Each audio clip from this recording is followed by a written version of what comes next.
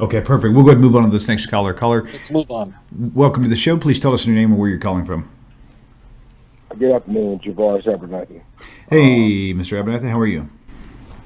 Hey, good. My question is, I've heard him mention the similarities between Judaism and Islam, and that how Islam is not an idolatrous religion, but we see the Muslims taking the pilgrimage to Mecca to kiss the Kaaba, the black stone, and then walking around it. How is that not idolatry? Okay, so just clarify to restate the question. I'm going to put it out there so I can have it for notes. But also, if I'm wrong with that, please correct me because I need to understand what's going on here. Okay, so basically it says he mentioned Ramadan and kissing of the stones as far as No. I'll explain everything. Okay, So just re-explain the question altogether. Thank you. All right. Truthfully, it's best for a Muslim scholar to address these questions. I'm a rabbi, but the call was made to me, and I will be glad to answer it. Okay. Let me first state at the outset: Judaism is not an eclectic religion. We're not.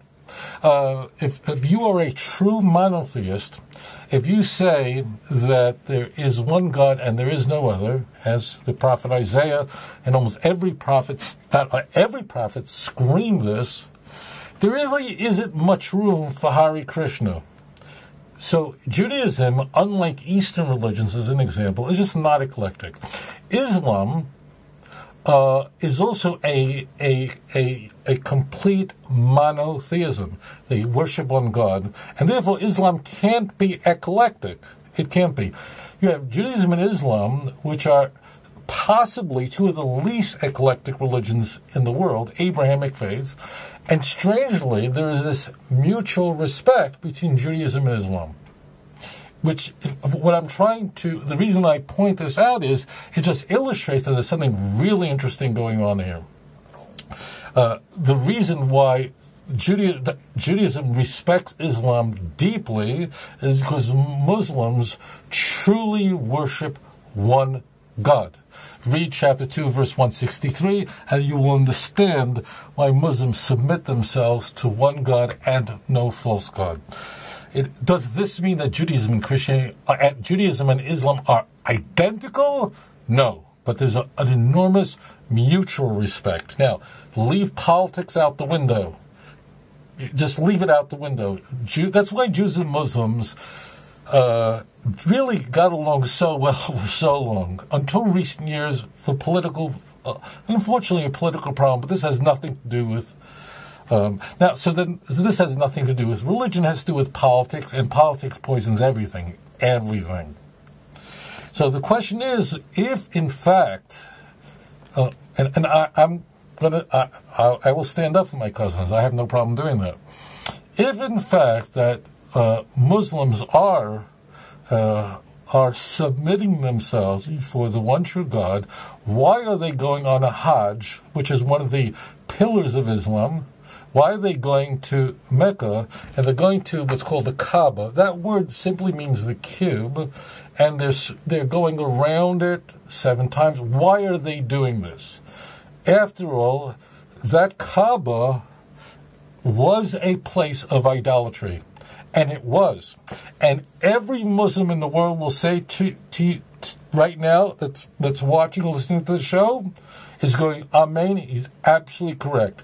There were actually hundreds of gods that were worshipped in Mecca during the Jahiliyyah, which means at a time when the Arab world was in a state of, the word really means stupidity or lack of knowledge.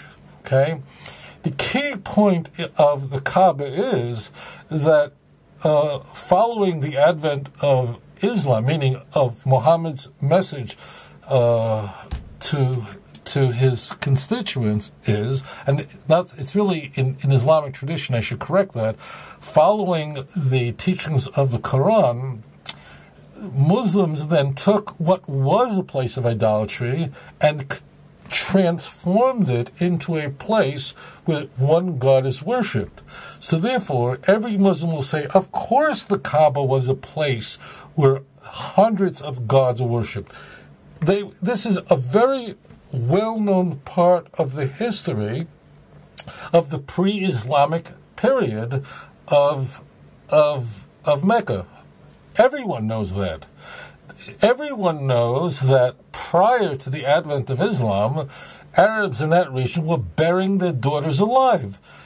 The first people to tell you that are Muslims. Jews might not want to say because we're afraid to insult that. A Muslim will go, that's true. So the key is that when Muslims go on a Hajj, which in the Islamic faith, every Muslim is required to do that if they're able to financially and physically. If they're able to, they're required once in their lifetime to go to Mecca on this Hajj.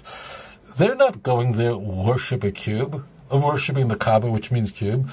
They are worshiping one God, and they are shouting the name La ilaha illallah. There is no God, but I'm going to have to tell you a really funny story, and then we'll move on from this. This goes like years ago. Never forget this. I'm not a sports fan at all. Like, if you ask me who won the World Series, I don't even know who was in the World Series. I don't.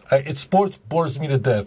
But interestingly, soccer at the highest level, like the World Cup, I find it fascinating. I don't really care about who wins, but the athletes at the very, very top of football or soccer are so amazing that it just blows my mind away of how they do what they do. Anybody who just soccer is very interesting to watch, in my opinion.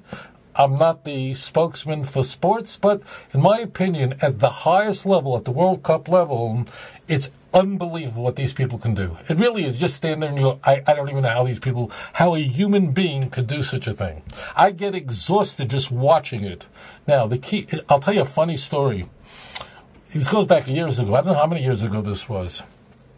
So what they do in the World Cup is they take the soccer ball and they put a emblem of a country on it. Okay? So they might put on the ball, they might put a emblem of the U.S. One year they had a ball, the soccer ball, and it had the emblem of Saudi Arabia. Now, the flag of Saudi Arabia with the sword literally says these words. By the way, this is the most central core creed of Islam, that there is no God but Allah. It's central, and it appears on the flag of Saudi Arabia. Okay, they put it on the soccer ball. Okay, now because they just wanted to put a Saudi. What followed was such a Muslim was so offended and going, how do you put the most sacred creed in Islam on a ball that's going to be kicked around? They actually had to change it. So the answer to the question is that the Kaaba was a place of idol worship until the advent of Islam, and the people who are Muslims worship one God and they worship no other, and that is the most central creed of Islam. In fact, if you don't accept that there is one God and no other, and that God is Allah, and every Muslim believes that Abraham was a prophet of blessed memory. Every Muslim believes that Yitzhak was a prophet of blessed memory. Every Muslim believes that Yaakov was a prophet of blessed memory. Every one of them do. There are disputes among Muslims on fine points, but there is no such thing as a Muslim who does not believe in the Quran. Okay? So therefore, yes, the Kaaba was transformed from a place of idolatry into a place of worshiping one God. And therefore, they're not worshiping idols by going to the Kaaba. They're worshiping one God. And that's what they're expressing in their pilgrimage. So that's the answer to your question. Okay, but thank you so much for joining me, and I'm very grateful to be able to answer that question on behalf of my cousins. Although they're probably better at this than I am, but thank you so much for joining me.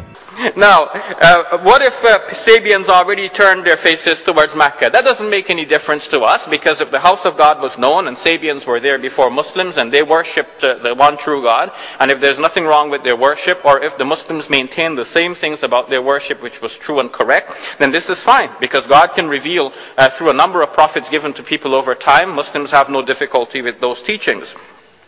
Now, if he's the God of the East and the West, why turn towards Mecca? Well, it's a focal point for people, because sometimes people need this focal point. Why we can ask, for example, that Solomon built a temple according to 1 Kings chapter 8, and then he prays to God to bless those who turn towards this temple in worship. And to this day, Jews still turn towards the temple. Well, the temple is no longer there, but the remaining wall, the Wailing Wall, is still there. And they're still required traditionally to do that. By the way, Jesus was a Jew, and you have maintained that the original disciples of Jesus were Jews. So they all turned their faces to the same thing. You ask, why pilgrimage to Mecca? Well, we should ask of Jesus, why did you make pilgrimages to Jerusalem? At least 3 pilgrimages if we count the ones in the Gospel according to John. If there's something wrong with making pilgrimages to a house, then you are condemning Jesus for making pilgrimages. You're listening to the Samaritan woman who says that God can be worshipped anywhere, because the Samaritans did not go to pay homage to Jerusalem. They did not believe in that after the splitting between the north and the south. So you're saying the Samaritan woman is right and Jesus is wrong for making pilgrimages. Oh, that is so sad, Dr. Shirosh. So finally,